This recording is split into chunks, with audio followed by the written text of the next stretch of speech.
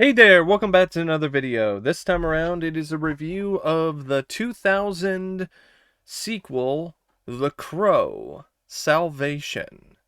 Now, this is one of those films that was initially intended for a theatrical release, and it had a test screening, but it was such a disaster that the film was released in one theater and then dumped direct to video. And after seeing the film, I can see why the studio decided not to give this a wide theatrical release. There really is not a single thing about this movie that elevates it above your average direct to video or made for cable film. And I feel that the audience really did pick up on that, and the studio, in the end, actually made the right decision releasing this direct to video. Because then they were actually able to make a profit on this film. I don't think it would have made much of a profit at all if they decided to give this a wide release. I feel it would have gotten massacred by critics, and it would have been an even bigger flop than the previous film in the franchise, City of Angels. Now, the film has a new director who's brought into the fold in Bharat Nalluri, and this is a director who doesn't really ring a lot of bells for a lot of people because he only did like a couple movies before he was hired to do this movie. And his direction is meh. It's so so. It's not anything particularly stunning or great, but it's also not anything particularly terrible. It's one of those run of the mill, in the middle kind of directing jobs.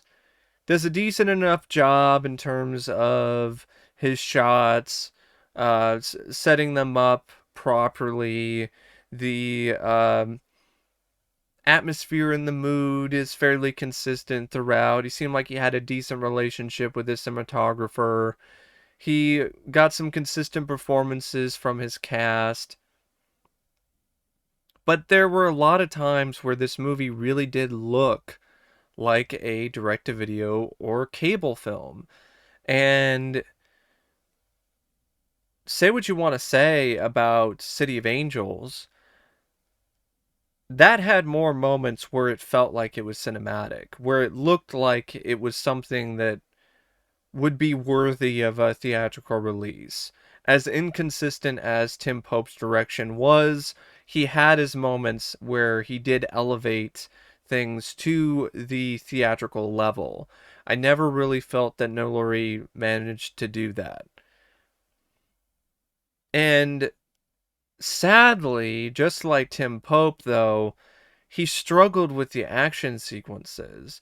The action scenes, when they are here, they don't really have a good punch to them. They don't really have a good kick. Um, they seem to be pretty directionless and just going through the motions. Very average direction when it comes to the action. And as a result, these action sequences feel like they're very dead, and they really do lack a lot of energy. And it's just one of those films where I do feel if you had a better director, it probably would have made the film a little bit better. But with what the director had to work with, I don't think it would have been so good to the point where it would have been a gem. Because I still think this is a pretty lame movie and a lame installment in the Crow franchise, which didn't need to be a franchise to begin with. This is just further proving that point. So you have a new screenwriter who's also brought in Chip Johansson, and the screenplay for this film, it's it's very hit and miss. There are some elements that I really liked about it, and then there's some things about the script that I thought were not very well thought out, or just honestly quite inept. So, for starters, I like the fact that it does more to differentiate itself from the first film when it comes to its story. I like how you have this main character in Alex Corvus, and I like this setup for his transformation into the Crow. He's an innocent guy who's framed and gets sent to death row and winds up getting killed in the electric chair for the murder of his girlfriend, which he did not commit, and he was set up for. So that in itself is something different than what City of Angels was going for, because it seemed like the differences in terms of the plot were very minor. They just tweaked a few things here and there. This felt like it was a lot more different and really did feel like it was something that they were making more of an attempt to have it stand out from the first film in terms of the main plot line. And it doesn't just stop there either. I like the idea of having Corvus wake up in the jail's morgue and go on a bit of a escape sequence where he's trying to stay one step ahead of the guards while he escapes from the prison. And I also like the fact that when he first wakes up, his face is all burnt. And then he takes the skin off his face and reveals the crow makeup underneath. I thought that was a really unique touch. I also really like how curious he was once he realizes that he's got these supernatural powers. I like how they managed to bring a little more variety with these powers too. Like he messes with this one guy and intimidates him by shooting himself in the head, which apparently was a scene that was originally going to be in City of Angels, and it would have been really interesting to have seen that film's approach with that kind of aspect, but I'm still glad that it was featured here. I also like the dynamic between Corvus and his girlfriend's sister, as well as the dynamic between Corvus and I think his lawyer. I thought the guy had some really good chemistry with the actor playing Corvus, Eric Mabius. And the finale, once the film ultimately gets to that point, after it stumbles and falls flat on its face with a particular aspect of the story, it's rather satisfying. So, yeah, there's a lot of things here that I do like. I also like the villains. They're not as memorable as the villains in the first film, but I feel that they were still more intimidating. They had more of a presence. You bought them as a threat, and that definitely did help the story in terms of maintaining its ability to engage the audience. And yeah, I mean, the script does have some real highlights, but it's also got some real lowlights. There's a lot of moments where, when it goes away from the main plot, it becomes a little too convoluted, and a lot of these extra plot points just feel like they're there for padding to make this film an hour and a half. I don't like the stupid twist with the fake arm and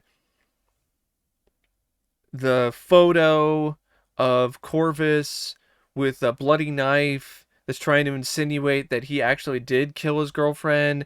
And I don't like how the screenwriter treats the audience like a bunch of morons. Like we're actually gonna fall for that shit. Because it makes no sense in the context of the story the film is trying to tell.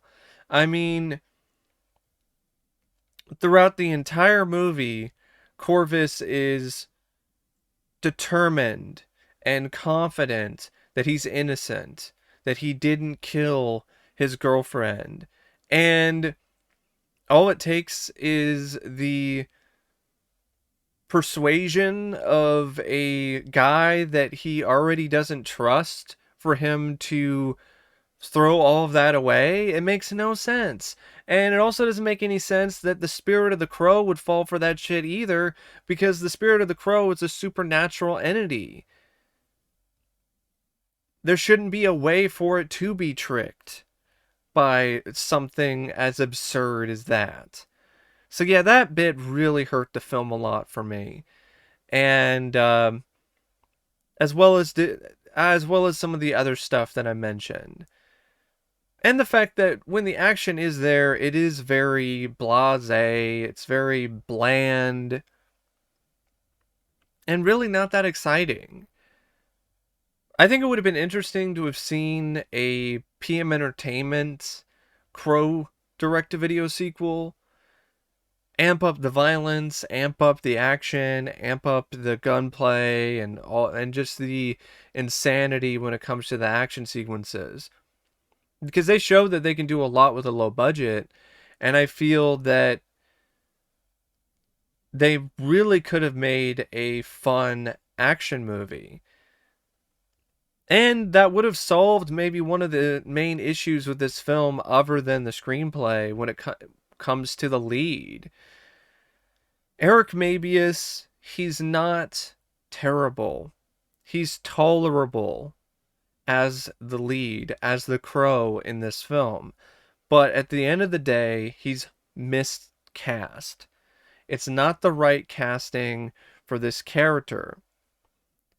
Eric Mabius is the kind of actor who's more at home in a teenage soap opera for the WB or the CW than this intimidating presence of revenge.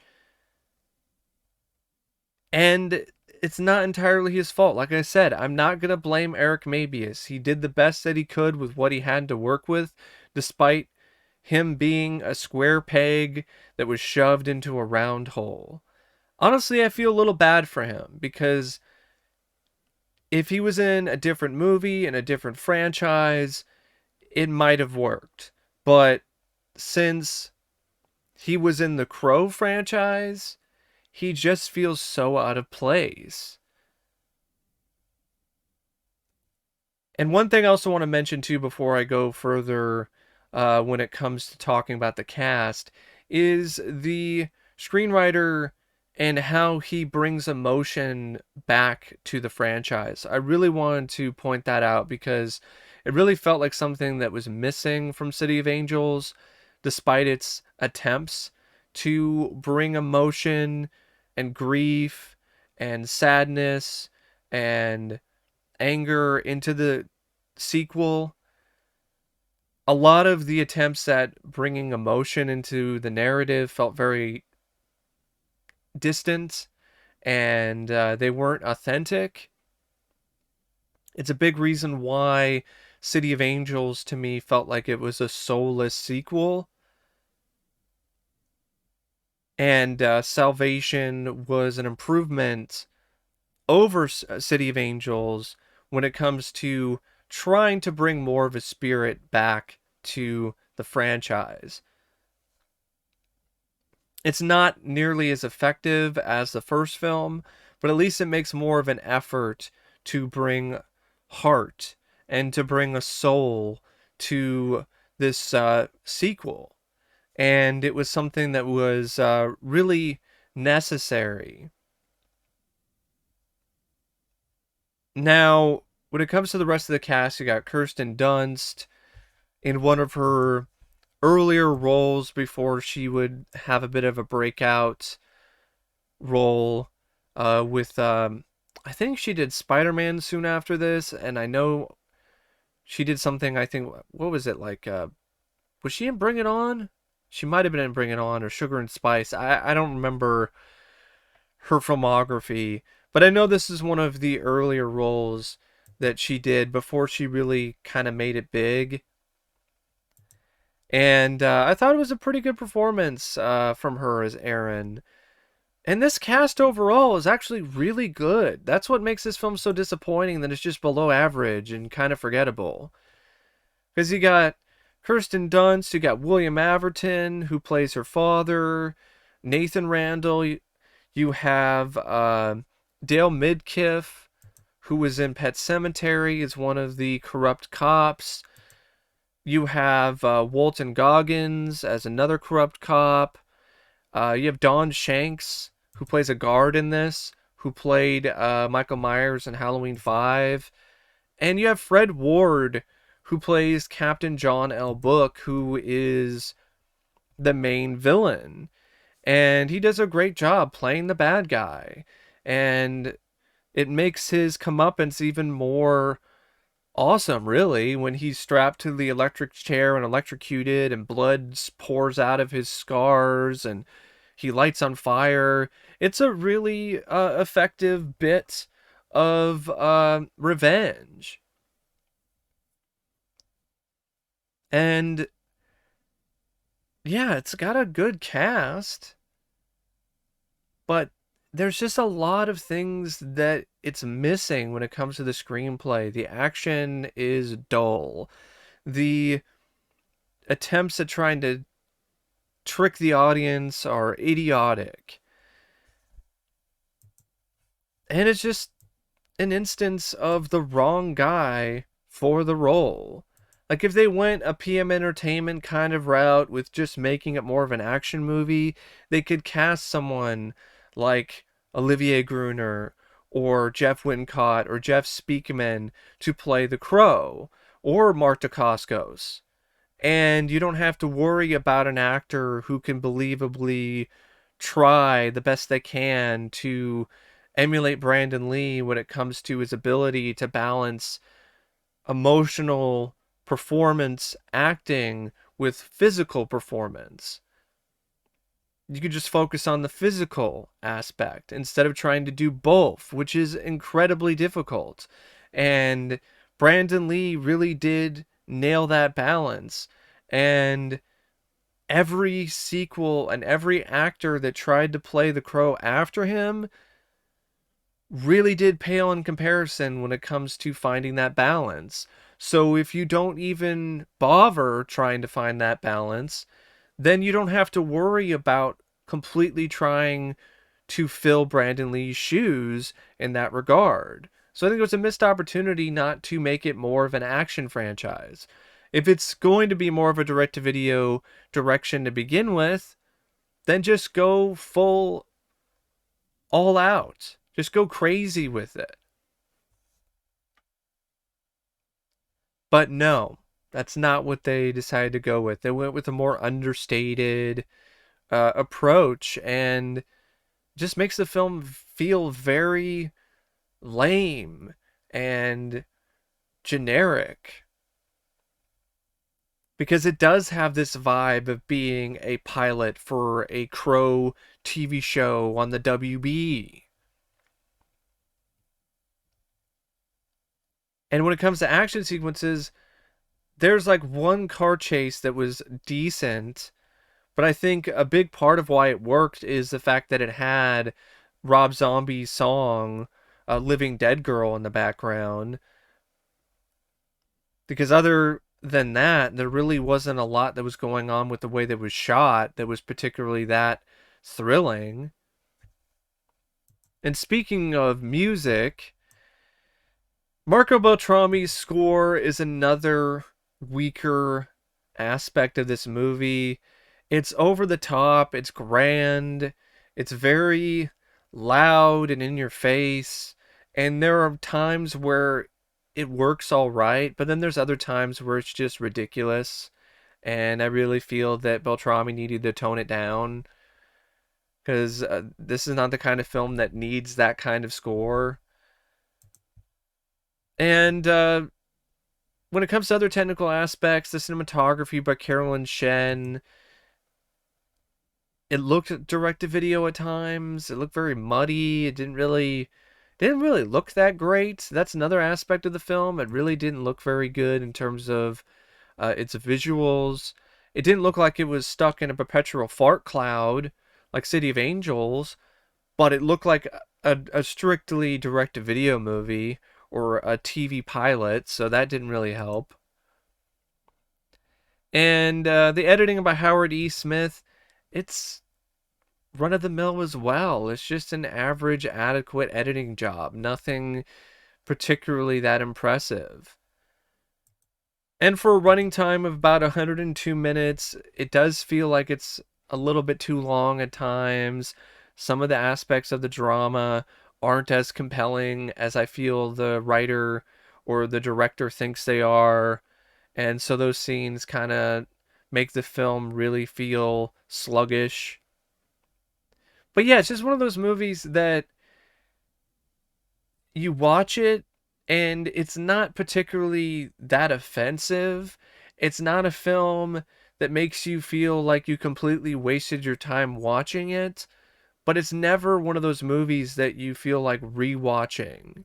It's like it was somewhat compelling, somewhat interesting, somewhat well done, but not enough to the point where it is even fully average. Because if it was fully average, it would be a time waster and it'd be something that I would be willing to watch again. But after watching it one time, it just doesn't really feel like anything that I have a desire to see again. Because then I got to deal with the stupid twist with the arm and all that bullshit. And I got to deal with Eric Mabius, who is just a poor bit of casting for this character, for this franchise. It's like if you cast Andrew Garfield as the Crow in a Crow movie today. That's really what it is. Andrew Garfield's a capable actor, but he's just not the right kind of actor for this kind of character. So anyway, I don't know what else to say about The Crow Salvation, except thank you for watching my review, and as always, I'll see you later. See ya.